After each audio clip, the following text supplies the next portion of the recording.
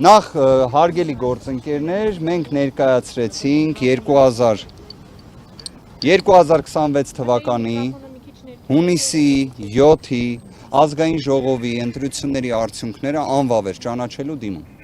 Նշված դիմումի շրջանակներում ներկայացրել ենք այն մասշտաբային ընտրախախտումները, որոնք տեղի են ունեցել նախքան քվեարկության օրը, ինչպես նաև քվեարկության օրը ևս։ Մենք հատկապես նաև շեշտադրել ենք այն բոլոր ռեպրեսիվ գործողությունները, որոնք տեղի են ունեցել, վարչական ռեսուրսի չարաշահումները, ատելության խոսքը ևս։ Ուզում եմ մի կարևոր հանգամանք բացահայտեմ ձեզ, որ այս ժամանակ հատուկ առանձին անդրադարձ չենք կատարում։ Մեր կողմից ներկայացվել էր մի քանի դիմումներ կենտրոնական ընտրական հանձնաժողովին, թե ատելության խոսքի վերաբերյալ, թե վարչական ռեսուրսի չարաշահման վերաբերյալ։ Մենք դրանց հետ կապված ստացել էինք կենտրոնական ընտրական հանձնաժողովի մի կողմից անգործությունը, մի կողմից մերժումը։ Դրանք բոլորը բողոքարկվել էին վարչական դատարան եւ մենք ունենք նաեւ վարչական դատարանի վճիռներ, որոնցով այս խնդիրները արձանագրված են։ Այսինքն սա ոչ միայն մեր կողմից գնահատողական դատողություններն են, այլ սա նաեւ դատական ակտերով հստակ արձանագրված հանգամանք Վերաքվեարկության անհրաժեշտության վերաբերյալ։ Կենտրոնական ընտրական հանձնաժողովը ընտրության արդյունքները անվավեր ճանաչելու դիմումը քննարկելու ընթացքում պարտավոր է նաև անդրադարձ կատարի վերաքվեարկության հանգամանքին, որը նաև մենք ներկայացրել ենք մեր կողմից մուտքագրված այլևս դիմումի շրջանակներում։ Վերաքվեարկության հիմքերը շատ հստակ են։ Եթե անվավեր ճանաչված այդ ընտրական տեղամասերի արդյունքները ազդեցություն են գործում ընտրության արդյունքների վրա, ապա պարտադիր է այդտեղ վերաքվեարկության հանգամանքը։ Պարտավոր է կենտրոնական ընտրական հանձնաժողովը նշվածը կազմակերպել։ Ասեմ ավելին, այստեղ մեծ հարց է, արդյոք միայն այդ երկու ընտրական տեղամասերում, թե մի շարք այլ ընտրական տեղամասերում ևս։ Մեր կողմից ներկայացված ընտրության արդյունքների անվավեր ճանաչելու հիմքերի մեջ է նաև մի շատ կարևոր հանգամանք։ Հարգելի գործընկերներ, ընտրություններին մասնակցած մեր հայրենակիցներից 100,000-ի ձայները 100,000 կլորացնում եմ գործընկերներ, ձայները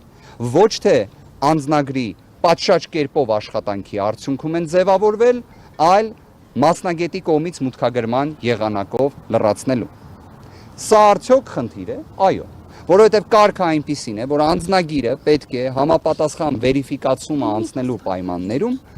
պատշաճ լինի։ Եթե պատշաճ չի լինում, սա խնդիր է, թե ոչ, այո, խնդիր է։ Ծավալն էլ կազմում է շուրջ 100,000, որից 16-ից 17,000-ը այսպես կոչված, նաև հենց կենտրոնական ընտրական հանձնաժողովից էր այդ դիրքորոշումը, գաղտնի ցուցակներ կոչվածը, այսինքն զինծառայողների կողմից քվեարկություն։ Արդյոք այս վիճակագրական տվյալը ևս էական նշանակություն ունի, միանշանակ։ Կներեք ավարտեմ, 17,000 քվեաթերթիկ շուրջ անվավեր է ճանաչվել։ Կարող եմ ասել, թե ինչն է դրա պատճառը։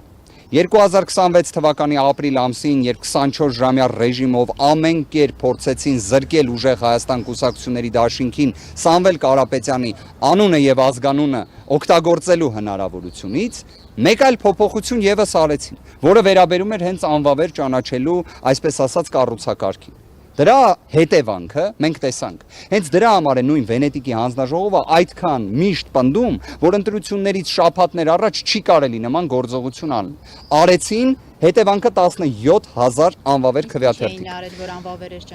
Ես գիտեք,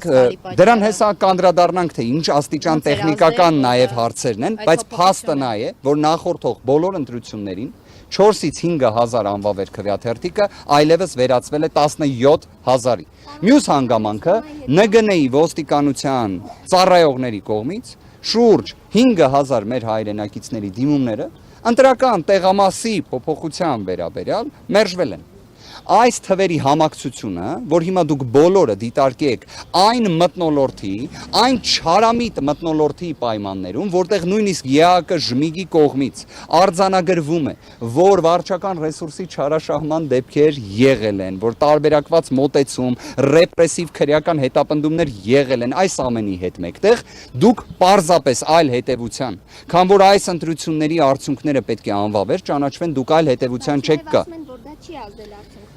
Կարծում եմ իշխանական ցանկացած ներկայացուցիչ այլ տարբերակ քան նման կարծիք հայտնելու չունի, որովհետև վերջիններիս միակ մոլուցքը դա իշխանություն մնալն է։ Բայց Հայաստանի Հանրապետության քաղաքացիները իրենց դիրքորոշումը արտահայտել են, քաղաքացիական պայմանագիր կուսակցությունը չի հաղթել այս ընտրություններում։ Իդեպ կներեք սա էլ արձանագրեմ, Դուք գիտեք, սիրելի հայրենակիցներ, որ միջազգային փորձում առավել քան տարածված է, որ ընտրությունների արդյունքները ամփոփվում են, երբ որևէ մի ուժ ստանում է ընտրելու իրավունք ունեցող անձանց, ներկայացուցիչների, իշխանության կրողների 50%-ից ավելի ձայն։ Հիմա օրինակ եվրոպական երկրների ներկայացուցիչներ, որոնք այս ժամանակահատվածում ես նկատել եմ հեռախոսազրույց են ունեցել Նիկոլ Փաշինյանի հետ, ինձ շատ հետաքրքիր կլիներ դրա մանրամասները իմանալ։ Այսինքն այնտեղ խոսում են, ասում են, դե դուք 49% ես հավաքել, բայց ձայների փոշիացում կա, դրա հաշվին շնորհավորում